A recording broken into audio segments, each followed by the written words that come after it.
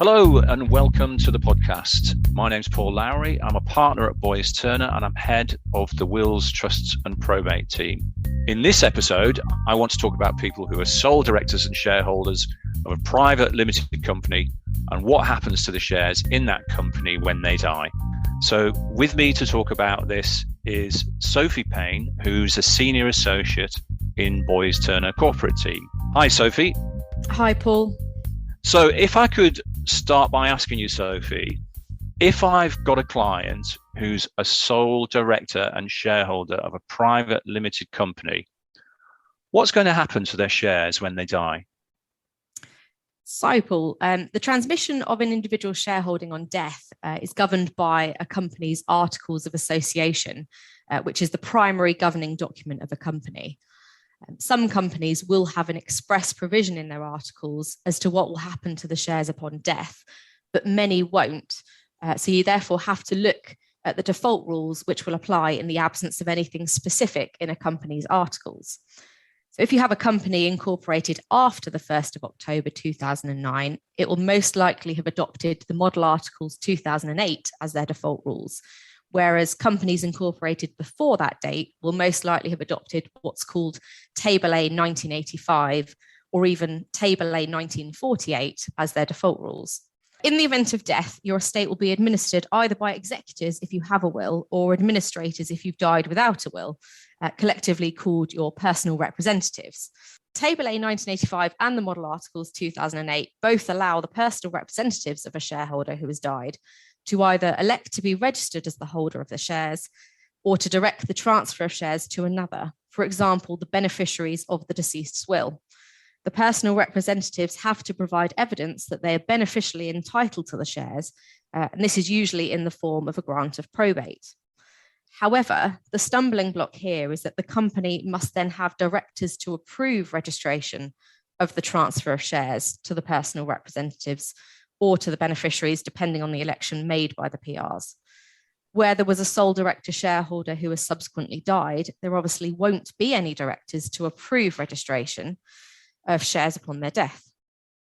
So can't you just appoint a new director to deal with that? It depends on the company's articles. Typically, a new director will be appointed by a majority decision of the board or by an ordinary resolution of its shareholders. An ordinary resolution being one that needs approval of the holders of more than 50% of the voting shares.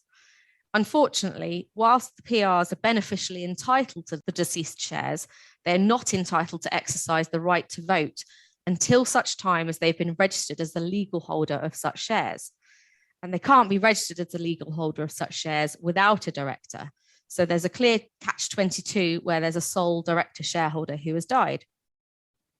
This has been dealt with in the Model Articles 2008, as they contain a provision that if, as a result of death, a company has no shareholders and no directors, the PRs of the last shareholder to have died can appoint someone to be a director. So if your company has adopted the Model Articles 2008 as its default rules, then the PRs can appoint a new director at this stage. Okay, so how do you go about dealing with that? So personal representatives must serve notice on the company that they'd like to appoint a named person in accordance with the rights set out in the Model Articles 2008. Once the new director has consented to act, what's called Form APO1 needs to be filed at Companies House. Form TMO1 should also be filed to effect the termination of the deceased directorship. So what happens if you've got a company that doesn't have an express provision in its articles, or it hasn't adopted the Model Articles 2008 as its default rules? Well, this can complicate the position quite a lot. As mentioned previously, older companies will typically have adopted Table A 1985 or even Table A 1948 as their default rules, neither of which contain a provision like the one contained in the Model Articles.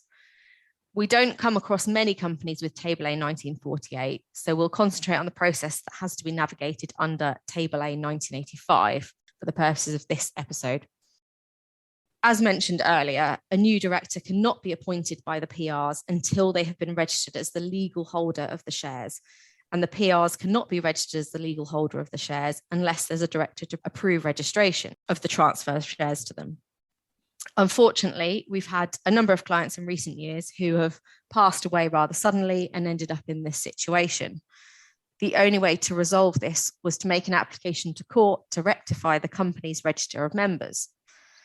Essentially, the court will order that the PRs be registered as the legal holder of the shares, and they can then pass an ordinary resolution as shareholders to appoint a new director. Okay, so all of this sounds incredibly complicated and reminds me why I'm not a corporate lawyer. What does that process involve?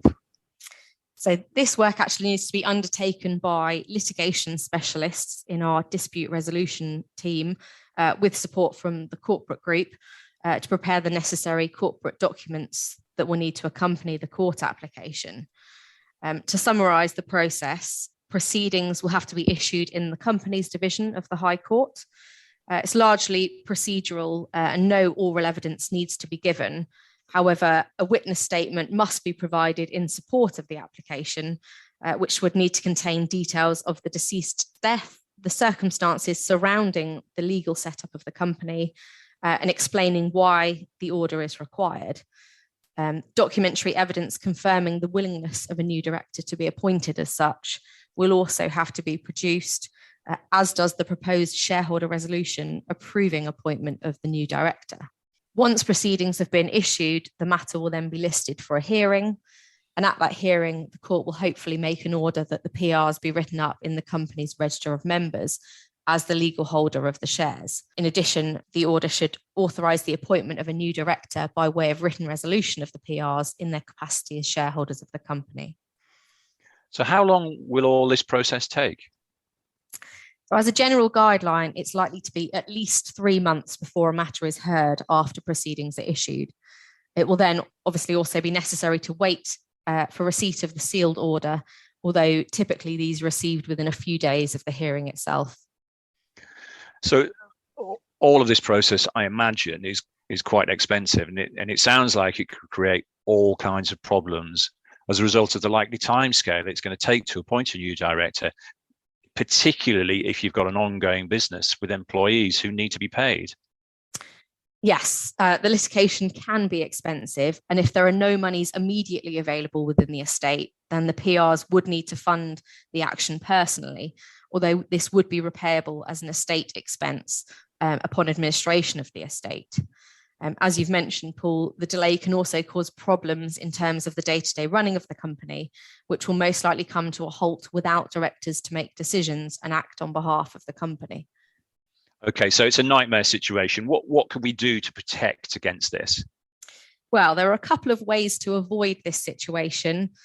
Firstly, a second director could be appointed now so that they are then able to deal with the company in the event of the death of the other director. The alternative is that new articles of association could be adopted, either containing an express provision dealing with the death of a sole director shareholder, or adopting the Model Articles 2008 as their default rules, which will enable them to rely on the provision that I mentioned earlier. Okay, so what's the process for doing this?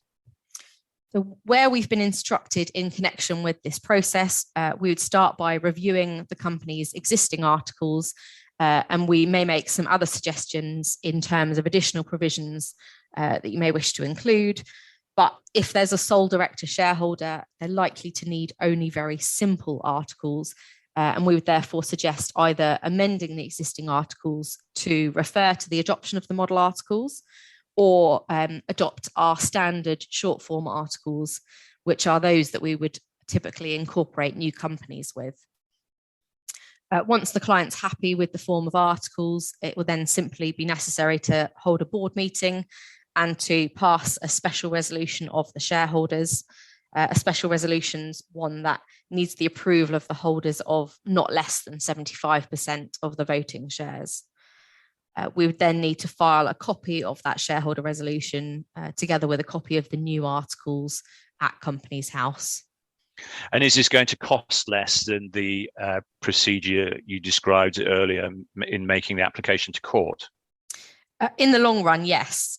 It's likely that the cost of amending a company's articles or even putting completely new articles in place will be substantially less than doing nothing and ending up having to apply to court for an order to rectify the register of members. As well as legal costs, the delay and disruption to an existing business without directors to continue day-to-day operations could be, quite frankly, catastrophic and could result in a valuable business effectively becoming worthless. Okay, so the message today in summary is, if you're a sole director and shareholder of a limited company, it's going to be a good idea to look at your company articles of association. That might be at the same time that you're reviewing your will and considering estate planning in general. And if your company was registered before the 1st of October 2009, check to see if there are specific provisions in the articles of association dealing with transmission of shares upon your death.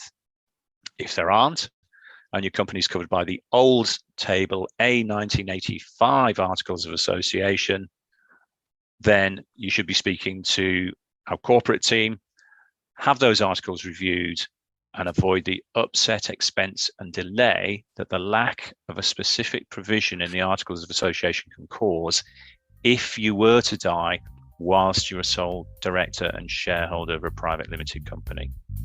If you want any more information about what we've been talking about today, please look at the show notes for all of the relevant contact details. And don't forget to subscribe or follow the podcast to get all of the latest episodes when they're available. Thanks for listening. Goodbye.